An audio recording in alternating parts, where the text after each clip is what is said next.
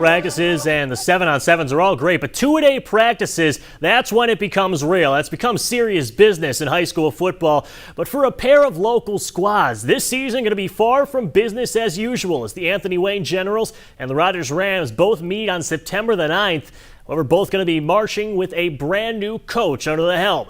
For Anthony Wayne Generals, they're taking a new turn as themselves as Andy Brungard hopes that his success as defensive coordinator in Perrysburg over the last 7 seasons will translate his success as the head coach as they roll on forward. As the Rogers Rams, it's a time in flux as the new head coach Shane Kokensberger interviewed for the job just hours before leading his first practice.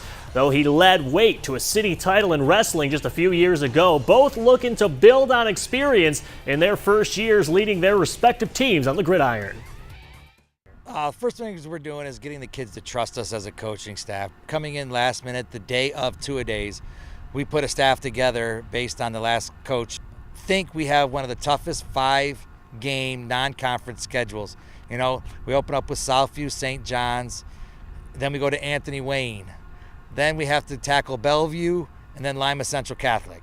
So, you know, we're just trying to stay healthy during the first 5 games so when we can give the City League a good run. We're changing culture. We're not behaving like we used to. We're not practicing like we used to. Everything's different. So just trying to break old patterns and behaviors that they're used to doing and putting in something new. I mean, the biggest things, we're taking it one day at a time. We're not, whatever the expectations may be, we're not talking about week 10, week 9 playoffs, none of that stuff. We're talking about tomorrow morning. You know, and that just helps you keep it level-headed as things move on. To be honest, we faced some adversity. It's been hot outside. We've had guys who go through some tough situations these last few days, but I like where our team's at right now. We've responded real well. We've learned how to face those things, and we're doing good.